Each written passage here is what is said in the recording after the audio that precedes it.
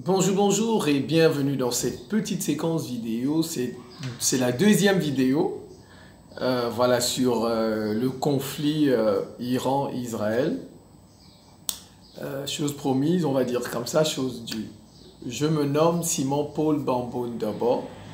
Je suis Camerounais, je suis le ministre de la Défense de l'Afrique, ministre de la Défense du peuple noir, ministre de la réciprocité dans les relations internationales, dans les relations entre les États, ministre de l'éducation continentale africaine et ministre d'un monde équilibré, d'un monde multipolaire. Moi je suis pour un monde équilibré.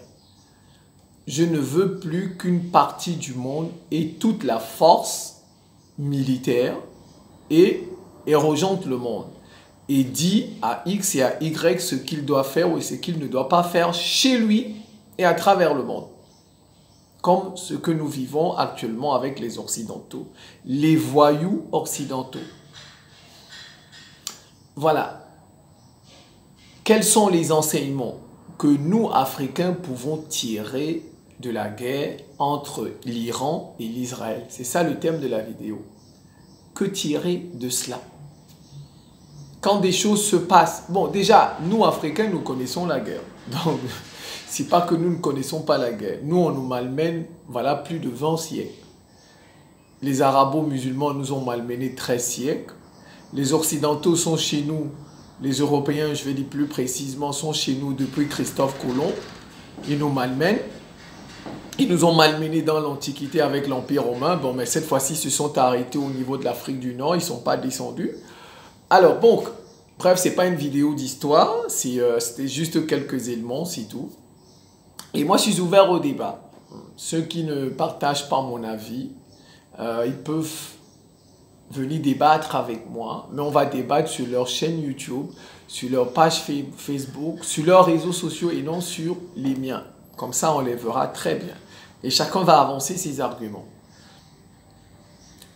Que devons-nous retenir, nous, Africains, de ce conflit? Il y a trois échelles, je veux dire comme ça, 3 points. Au niveau des individus, nous, les individus, les populations africaines, que faire? Que devons-nous? Comment devons-nous comporter désormais? Maintenant, nos États, nos dirigeants. Nos dirigeants, c'est 2 niveaux. Donc, 2 niveaux, 2 points pour les dirigeants et les populations, 1 point. Je commence d'abord par les dirigeants. Par les dirigeants. Les dirigeants africains, ce qui arrive à l'Iran, nous arrive déjà. Et va nous arriver aussi. Le jour un État africain, la preuve, le deal avec la Sud-Afrique, l'Afrique du Sud, quand ils ont voulu mettre un terme à l'apartheid, l'Afrique du Sud avait un programme nucléaire. Bon, c'est les Blancs qui avaient un programme nucléaire. Mais ils se sont dit, eh ben, tiens, on va mettre un terme à l'apartheid, mais on ne va pas quand même laisser ce programme nucléaire entre les mains des Noirs. Parce que si on laisse l'arme nucléaire entre les mains des Noirs, on ne sait pas ce que ça va donner. Vous voyez? Donc, ils ont arrêté le programme nucléaire en Afrique du Sud parce qu'on était sur le point de donner le pouvoir à Nelson Mandela. Ça veut dire quoi? Que le pays africain qui va essayer de se doter des armes redoutables, ils vont le casser, ils vont lui faire la guerre. Ils vont lui faire la guerre ils vont trouver la preuve. Kadhafi, ils ont tué Kadhafi parce que Kadhafi avait des projets pour l'Afrique, n'est-ce pas? Ils ont tué Kadhafi. Et Kadhafi se dotait aussi militairement peu à peu. Kadhafi était un obstacle. Et en plus, il a fait des financements, ils en ont profité. C'est comme on dit, c'est le mobile. Ça, c'est les financements de la campagne de Sarkozy, c'est le mobile. Mais le motif, vous savez, il y a le mobile et il y a le motif. Le mobile, c'est ce qui vous mène à l'action. Mobile, bouger. Mais le motif, c'était les idées de Kadhafi pour l'Afrique.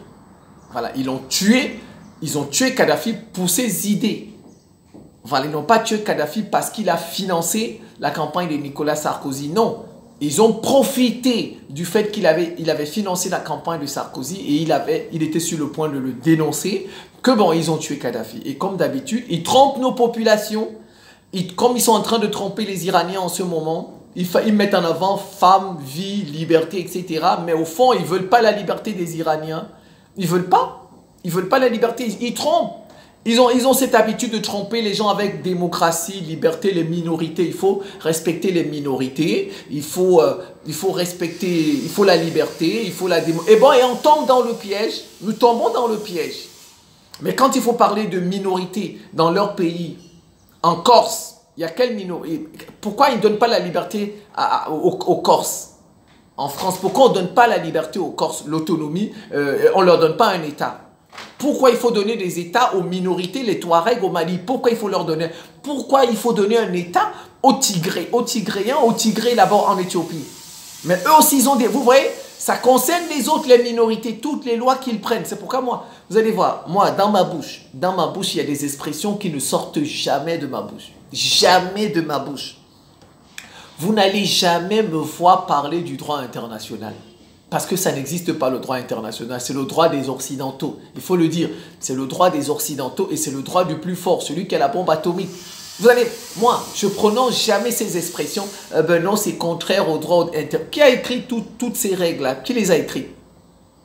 Toutes ces lois-là, qui les a écrites au sorti de la Seconde Guerre? Ce sont les Occidentaux. Ce sont les lois occidentales qu'ils imposent au reste du monde, c'est tout qu'ils appellent, ils maquillent ça, ils appellent ça le droit international. Ils ont encore une autre expression, la communauté, moi, les expressions comme ça sort jamais de ma bouche, communauté internationale. La communauté internationale, c'est qui? C'est la France, le Royaume-Uni, l'Allemagne, l'Union européenne, les États-Unis, le Canada, le Japon. Quand ils se réunissent, ils parlent de communauté internationale. Mais quand, par exemple, les Chinois, les Indiens, les autres pays, même s'ils sont 20, ils se réunissent, ils ne parlent jamais de communauté internationale. Donc là, vous voyez, la communauté internationale, ce sont les Occidentaux. Donc en un mot, c'est la communauté occidentale. Il faut employer c'est la communauté occidentale et non la communauté interne. Vous voyez, moi, il y a des expressions comme ça que je ne prononce jamais. Ils trompent nos populations. Ils ont trompé les Libyens. Ils ont trompé les Libyens. Voilà la Libye aujourd'hui. Le pays est divisé. Ils regrettent Kadhafi. Ils vivaient bien sous Kadhafi. Ils ont trompé les Irakiens. Bon, ils n'ont pas trompé les Irakiens. Il y a eu le 11 septembre. Et puis, on a menti. On a menti sur les armes de destruction massive, Colin Powell. Et on a détruit l'Irak. Mais ils n'ont pas trompé les Irakiens. Ce sont les Libyens qu'ils ont trompés. Ils n'ont non plus trompé les Afghans. Ils n'ont pas trompé les Afghans. Ils n'ont pas trompé les Afghans. Mais c'est les Libyens qu'ils ont trompés avec les liberté. Et ils sont en train de vouloir tromper. Ils sont en train de vouloir tromper les Iraniennes. Les Iraniens, liberté. Mais moi, vous êtes la liberté, mais vous êtes prisonniers des Occidentaux. Les Japonais sont libres, ils ont le développement économique, mais ils sont prisonniers. Les Japonais sont prisonniers, les Japonais ne peuvent rien faire à travers le monde. Je préfère 1000 fois être russe. Moi, si j'ai le choix entre être japonais et être russe, je prendrai la Russie. Moi, je préfère être russe que d'être japonais. Oui, ils ont des jolis bâtiments, ils sont forts économiquement, ils ont de quoi manger, mais je préfère vivre, j'emploie leurs expressions, dans une dictature de Poutine. Mais mon pays, il a la parole dans le monde entier. Mon pays peut faire ce qu'il veut. Je peux aller où... Un Japonais ne peut pas aller où il veut. Un Japonais ne peut pas. Un Russe peut aller où il veut. Son pays peut dire, si tu n'accueilles pas mon ressortissant, je te mets une bombe. Ils vont paniquer. Un Japonais, un pays peut dire, je ne veux pas du Japon chez moi, je ne veux pas des choses avec les Japonais. Le Japon peut faire quoi? Le Japon peut faire quoi? Il n'est pas fort militairement, n'est-ce pas? Donc moi, je préfère 1000 fois être russe, vivre dans une dictature, mais mon pays parle. Mon pays est fort, mon pays peut me défendre. Le Japon ne peut pas défendre les Japonais, mais ils sont libres, n'est-ce pas? Le Japon ne peut pas défendre un Japonais. Si à travers le monde, un Japonais a des problèmes, son pays ne peut pas le défendre. Et pourtant, ils sont entre griffes, une démocratie, du n'importe quoi. C'est comme ça que les Occidentaux, ils trompent les gens, ils roulent les gens dans la farine. Ils vous trompent avec les belles expressions, les belles phrases, les belles formules juridiques, du n'importe quoi. Bon, bref. Qu'est-ce que nous devons retenir? Nos États doivent sortir de toutes les conventions internationales qu'ils ont signées et ratifiées. S'ils ont juste signé, tant mieux qu'ils s'en tiennent là, mais qu'ils ne les ratifient pas. Et les prochaines conventions, il ne faut plus rentrer là-dedans. Ce sont des conventions, des traités qui profitent aux Occidentaux. C'est tout. Il faut que nos États sortent la preuve, voilà la CPI. Voilà la CPI. Certains de nos États ont signé, n'est-ce pas, ont ratifié la CPI. Ce sont nos présidents qu'on arrête. Mais ils ne peuvent pas arrêter Benjamin Netanyahou. Ils ne peuvent pas. Et pourtant, il est aussi... les États-Unis ont pris des sanctions contre des juges de la CPI. Et pourtant, la CPI est derrière Benjamin Netanyahou. Vous voyez? Mais nos présidents, on les a arrêtés. Les Gbagbo ont été arrêtés, etc. C'est comme ça. C'est ce qu'il se passe. Prenons les mines. Qui produit les mines à travers le monde? Ce sont les Occidentaux, les Chinois. Regardez les Ukrainiens. Les Ukrainiens ont rempli les mines dans leur guerre là-bas. Mais qui leur donne ça? Ce sont les États-Unis. Mais il y a des conventions sur les mines. Et nous les avons signées et ratifiées. Mais nous ne pouvons pas les utiliser. Vous voyez? C'est comme le traité de non-prolifération nucléaire qui frappe l'Iran aujourd'hui. L'Iran, de ce traité. Mais ils ont tous la bombe atomique entre-temps. Ils ont entre-temps tous, mais ils vous font signer des traités vous demandant de renoncer à la bombe atomique. Vous avez le droit, eux, ils ont le droit d'avoir la bombe atomique, mais nous, on n'a pas ce droit. Vous voyez, c'est la première leçon pour nos États. Tous ces traités-là, il faut sortir de ces traités. Il faut sortir de ces conventions. Que ce soit sur le climat, du n'importe quoi, il faut en sortir. Que ce soit sur les armes, que ce soit sur le climat, que ce soit, il faut en sortir. Ça, c'est la première chose. Parce que demain, quand on va chercher à faire X ou Y, qu'on va chercher à faire ci ou cela, ils vont nous dire, eh ben voilà des traités que vous avez signés, voilà des conventions que vous avez signées, donc il faut les respecter.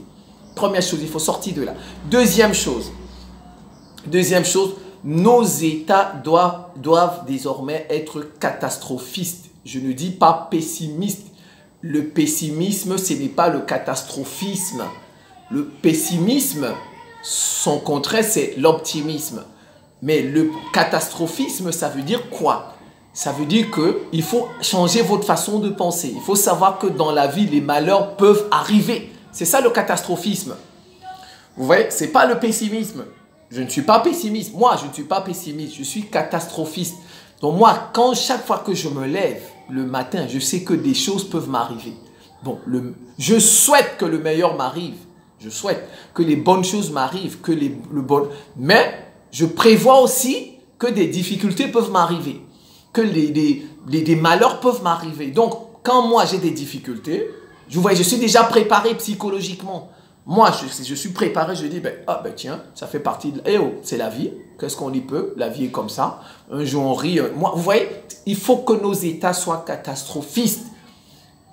Regardez les Ukrainiens, regardez les Palestiniens, regardez les Israéliens.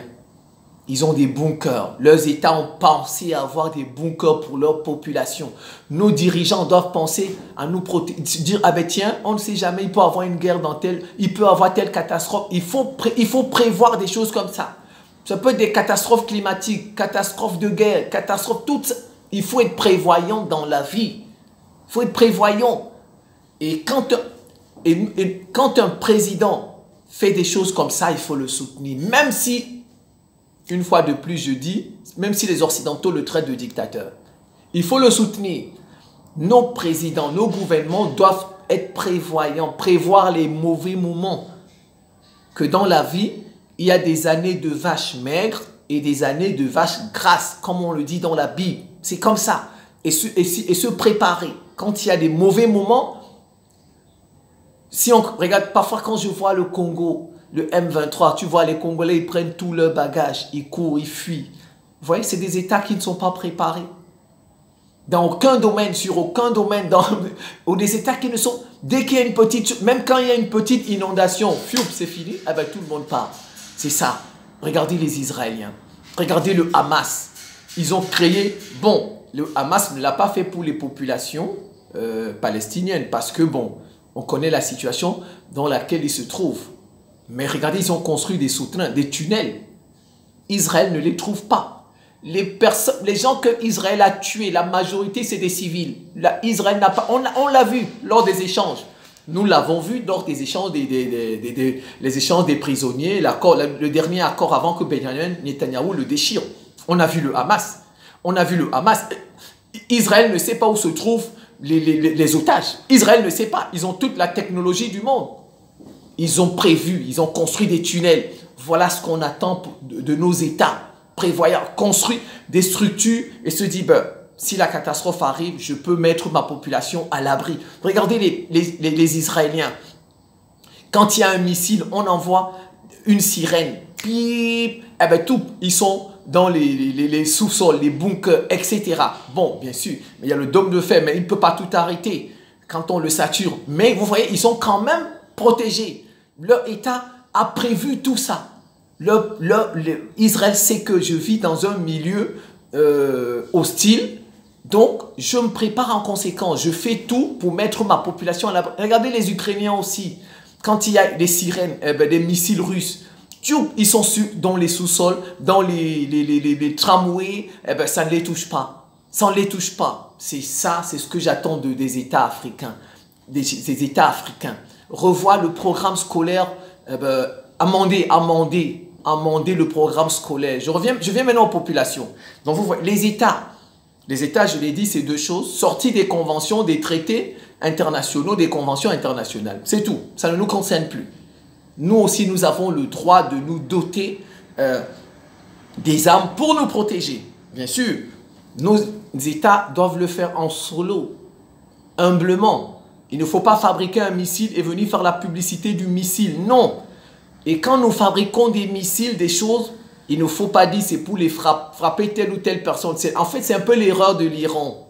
Bon, ça fait peut-être 30 ans qu'ils font mais ils ne savaient pas que l'Iran a dit ouvertement que il va raser Israël. Voilà. Donc nous, Africains, quand nous développons nos armes, nous ne devons pas employer des expressions de ce genre. On va raser tel pays, on va faire ceci. Non, nous développons nos armes pour nous protéger si on nous attaque. Voilà ce que nos gouvernants doivent dire. C'est tout, il ne faut pas viser quelqu'un. Sinon, ça va nous rattraper. Regardez comme ça rattrape les Iraniens. Je vous dis, ça fait partie des enseignements. Regardez comme ça rattrape les Iraniens. Ça rattrape les Iraniens. Donc, nos armes que nous fabriquons, ce n'est pas pour les utiliser sur tel ou tel pays. C'est pour nous protéger, c'est pour nous défendre. C'est tout. Et on le fait humblement. Humblement, c'est tout. Et je viens maintenant au niveau des populations. De grâce, les populations. Je dis, il faut qu'on amende le programme scolaire. Le programme scolaire doit être amendé. À l'intérieur, on doit mettre des outils pour rendre nos populations autonomes. Bon, et savoir que si la catastrophe arrive, est-ce que nos populations peuvent s'en sortir? Donc, les populations, de grâce, ne tombons plus sur le piège des Occidentaux. Les Occidentaux ne veulent pas de notre bien. La soi-disant liberté qu'ils prônent partout, la soi-disant démocratie qu'ils prônent, c'est pour leurs intérêts. La Libye nous le prouve. La Libye nous le prouve. Ils n'ont jamais cherché à libérer les Libyens. Ils ont juste cherché à tuer Kadhafi. Voilà les Libyens aujourd'hui. Il n'y a que les Afghans qui s'en sont sortis face à eux. Ils sont restés en Afghanistan 20 ans, ça les a dépassés. La situation de l'Afghanistan est pire aujourd'hui, est pire qu'avant qu'ils n'interviennent, est pire aujourd'hui. Bravo aux talibans, ils ont récupéré leur pays. Je les salue les talibans. Vous voyez, ils nous trompent, les Occidentaux, les mollahs, liberté. Ne tombons pas dans leur piège. Celui qu'ils appellent dictateur là, le président dictateur, il faut le soutenir. Quand les Occidentaux disent tel président est dictateur, population africaine, il faut le soutenir. Il faut le soutenir. Il faut le soutenir. C'est le contraire, il faut plutôt le soutenir. Nous devons être prévoyants, nous les populations. Ceux qui vont aller, j'ai dit, il faut qu'on amende les programmes scolaires et qu'on mette dans nos programmes scolaires l'autonomie, les outils qui peuvent nous rendre autonomes. On n'est pas seulement là pour apprendre les mathématiques, oui, mais il faut qu'on nous apprenne les choses de la vie. Les choses de la vie. Vous devez savoir faire du pain. Vous devez savoir faire du pain. Si la guerre arrive, vous avez votre petit sac de farine à la maison, vous avez un petit four avec des moules. Si vous ne fuyez pas, si on ne donne pas un ordre d'évacuation, vous pouvez faire votre pain durant 3 mois avec un sac de farine et vous mangez avec votre femme et vos enfants et vos cousins, etc. Vous voyez, c'est ça être autonome. Il faut qu'on nous apprenne des choses comme ça. Vous devez apprendre à produire l'électricité. Il faut apprendre. Aujourd'hui, il y a énormément de ressources sur les réseaux sociaux, YouTube, etc. Vous devez apprendre à produire de l'électricité par vous-même. Vous devez savoir produire, fabriquer un groupe. Aujourd'hui, on peut fabriquer un groupe électrogène. Comment on monte des panneaux solaires? Parce que si le jour où il y a une guerre, regardez les Palestiniens, ils ont des panneaux solaires. Ils ont des groupes électrogènes. Israël, ben, ils s'en sortent. Le jour où il y a une guerre, si jamais on ne demande pas d'évacuer la région, par exemple, vous savez, quand il y a une guerre, le plus souvent, on frappe les infrastructures critiques, l'électricité, l'eau, etc. Mais si on frappe et que vous savez fabriquer vous savez produire votre propre électricité, vous voyez que vous allez vous en sortir, n'est-ce pas? Vous pourrez être dans la guerre, le pays en guerre, mais vous avez de l'électricité. Il faut bricoler. Il faut que nous sachions bricoler.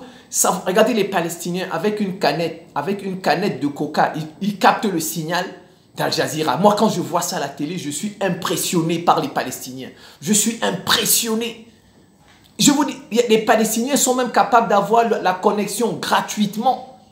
Ils ont des outils, ils fabriquent des choses pour avoir la connexion gratuitement et partager ce qu'ils vivent sur les réseaux sociaux. Alors qu'Israël a tout détruit.